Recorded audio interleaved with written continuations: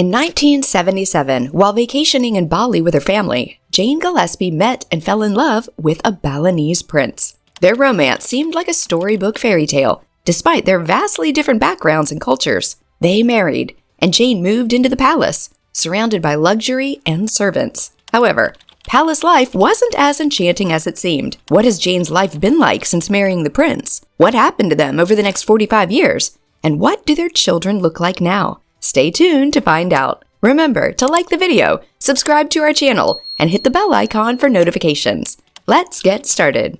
There are numerous historical instances of ordinary women marrying royalty. Hope Cook, an American, married the King of Sikkim in 1963. Masako wed Emperor Norihito in 1993. Lisa Halaby, an American student, married King Hussein of Jordan in 1978 and became Queen Noor. These women found themselves living out their dreams in fairy tale settings. A similar story unfolded for Jane Gillespie, an Australian woman whose marriage to a Balinese prince was once the talk of Western media. Her life seemed like a fairy tale, but it wasn't all it appeared to be. Jane was born in 1953 in Sydney, Australia. Her father, Colonel Rollo Gillespie, served as a private secretary to the Governor of New South Wales until 1974. After earning her degree in child psychology, Jane became a beloved kindergarten teacher. Her passion for travel and exploring new cultures led her to Bali in June 1977 for a 2-week vacation with her family. They stayed at a hotel on Royal Palace grounds. During their stay, Jane met Prince Raka, a charming and knowledgeable young man who loved sharing Balinese culture with international visitors. Their first encounter happened during a guided tour of the palace grounds, where Jane was captivated by Raka's passion and warmth. They struck up a conversation and discovered many shared interests and values. Over the next 2 weeks, Jane and Prince Raka spent a lot of time together, exploring the island, attending traditional ceremonies, and sharing stories. They visited ancient temples and vibrant markets, and enjoyed quiet moments in the palace gardens. Despite their different backgrounds, they formed a deep connection and fell in love. By the end of her vacation, Jane and Prince Raka's bond was undeniable, setting the stage for a life-changing journey that would see Jane become part of the Balinese royal family. When the vacation came to an end, Jane Gillespie returned to Sydney, Australia, where she resumed her work as a dedicated kindergarten teacher. Despite being back in familiar surroundings, her mind constantly drifted back to Bali and Prince Raka. The connection she felt with him during her vacation was undeniable and lingered long after her return. Unable to let go of her memories, Jane and Prince Raka began exchanging heartfelt letters. These letters allowed their bond to grow stronger. Each letter from Prince Raka was filled with expressions of love and admiration, which Jane eagerly awaited and cherished. In an era before the internet and mobile phones, these letters kept their romance alive despite their distance.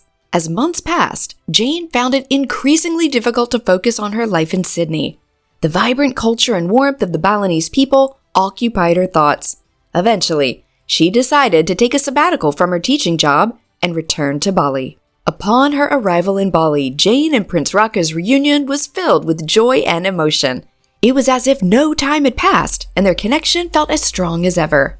Seizing the moment, Prince Raka proposed to Jane, asking her to become his wife. Overwhelmed with happiness, Jane accepted without hesitation, ready to embark on a new journey by his side. Their engagement faced significant resistance from the royal family.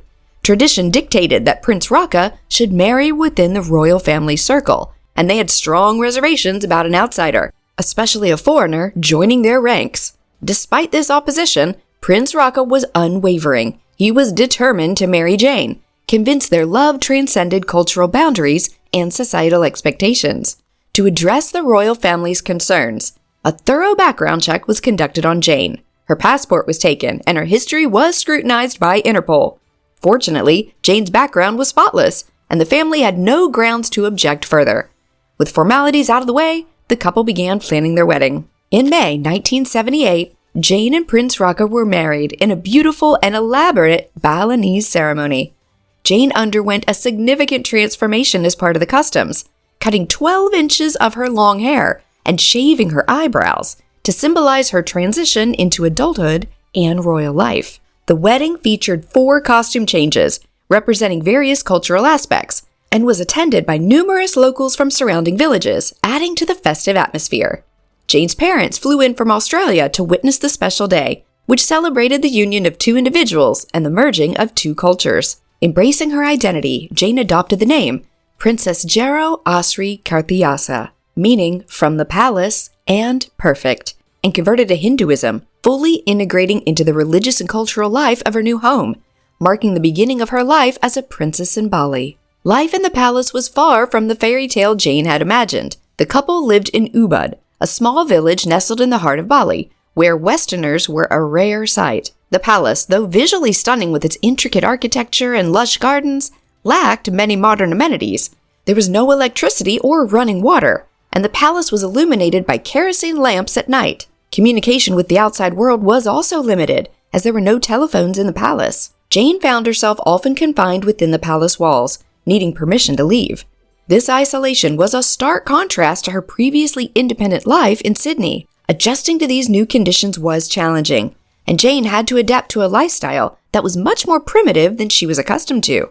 Despite the beauty and cultural richness surrounding her, the restrictions were difficult to endure. Additionally, Jane faced the reality of polygamy, a common practice in Balinese royal families. Prince Raka was permitted to have multiple wives, a tradition that Jane found hard to accept. She made it clear to Prince Raka that she could not share her husband with other women, and he respected her wishes. Within a year of their marriage, Jane gave birth to their first son, Max. Shortly after, the couple decided to move to Sydney, seeking a better environment for their growing family. Their second son, Bagus, was born in Australia. The move was driven by their desire for their children to experience both Balinese and Australian cultures and receive a quality education. In Sydney, Prince Raka took on various jobs to support his family, working as a gardener and a waiter. Despite the sacrifices and the drastic change in lifestyle, the couple remained dedicated to providing the best for their children. Jane and Prince Raka's commitment to their family and each other helped them navigate these challenges, blending their diverse cultures into a unique and enriching family life. In 2011, Jane's son Max married Indonesian TV personality Happy Salma in a grand ceremony at the Royal Palace in Ubud. Like his mother, Max met his wife while she was vacationing in Bali. Today, Prince Raka serves as the head of culture and religion in Ubud, while Jane and Max manage a restaurant called Biku, known for its high teas. Despite the challenges, Jane, now almost 71, and Prince Raka remain happily married. Their children are all married with families of their own, and Jane cherishes her role as a grandmother. Jane and Raka's love has stood the test of time, and they continue to enjoy their life together, sharing their story in occasional interviews. What do you think of this incredible love story? It's a testament to how love can bridge cultures, defy expectations, and overcome even the most challenging obstacles. Jane and Prince Raka's journey from their chance meeting in Bali to their enduring marriage is a beautiful reminder that true love knows no boundaries. If this story inspired you or touched your heart, please give this video a thumbs up to show your support. Your likes help us bring more captivating stories like this to you. Don't forget to subscribe to our channel to stay updated with our latest content. Hit the bell icon so you never miss an upload. See you in the next video.